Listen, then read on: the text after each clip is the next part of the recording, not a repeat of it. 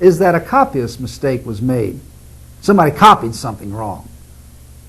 The apologist John Halley, for instance, resorts to this subterfuge repeatedly in his book entitled Alleged Discrepancies in the Bible. Of course, the obvious question is, how does he know something was copied wrong when the alleged originals no longer exist, if they ever did?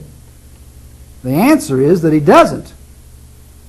He's guessing, or better yet, whistling in the dark. The book's defenders utilize this approach because there's no way it can be definitely checked. The originals no longer exist, if they ever did. This situation mimics the story of the man who says that he talked to Jesus this morning in his bedroom. Jesus in the flesh. When asked to provide proof, he replies that he has none, and you'll have to take his word for it. When asked to repeat the event with others present, he will say that the event was unique and can't be repeated. When asked to provide some tangible evidence, such as a piece of Jesus' garment, he will reply that Jesus took everything with him. When asked to submit witnesses, he'll say he was the only one present. When asked to provide some pictures, drawings, or other visual aids, he will say that easels and equipment were not available.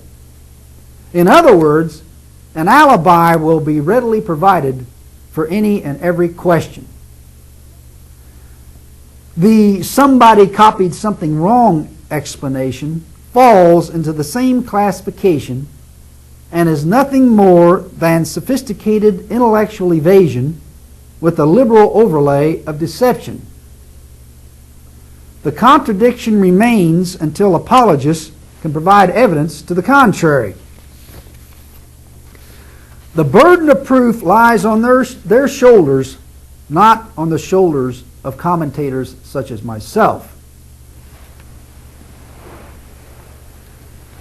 The 12th question on our pamphlet has been a subject of dispute not only between Christians and freethinkers, but among Christians themselves. How could biblicist correctly adhere to the sixth commandment when there is no agreement as to the proper wording? Does it say thou shalt not kill or thou shalt not murder? Several versions of the Bible, such as the King James, the Revised Standard, the New American Bible, the American Standard Bible, the Jerusalem Bible, and the Lamsa version, say kill is the correct word to use. The New English Bible, the New American Standard Bible, the New International, the New World Translation, today's English version, and the Masoretic text, on the other hand, opt for the word murder. The word that should be used is of crucial importance because of the implications. Soldiers would avoid combat and police would not be inclined to draw their weapons if they felt that any kind of killing was in violation of God's law. But if the commandment only prevented murder, then a wide assortment of lethal activities would be permissible, involving such things as war, self-defense, capital punishment, protection of loved ones, and fleeing felons. In large part, this accounts for the fact that newer versions of the Bible are increasingly inserting murder rather than kill as the word of choice. Political expediency, rather than objective scholarship, has become more dominant than ever. The Bible is certainly a political book. Make no mistake about that. The Bible is supposedly a book of scientific precision. Yet the 13th question focuses on some of the most glaringly inaccurate scientific comments one could find in any book.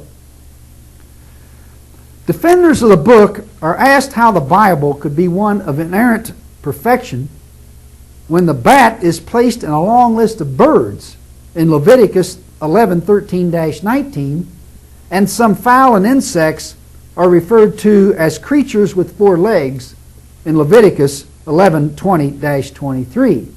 As any zoologist will tell you, bats are mammals and no insect or fowl have 4 legs.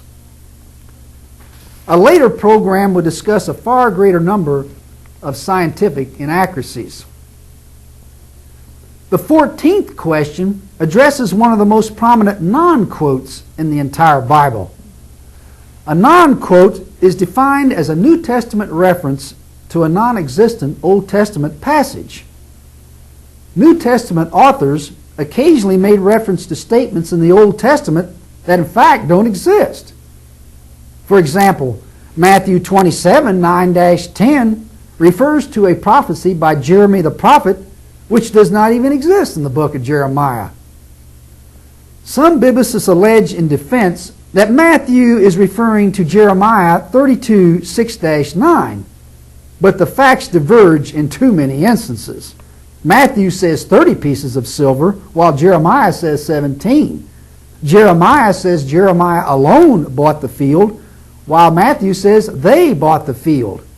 Matthew is discussing blood money that was not approved by God, while the money in Jeremiah was approved by God. Realizing there is nothing of relevance in Jeremiah, some apologists have even tried to use Zechariah.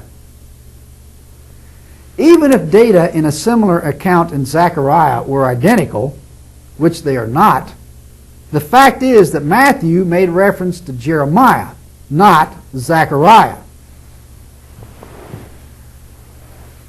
Before closing, we thought we'd relate our answer to a question that was sent to our publication 10 years ago.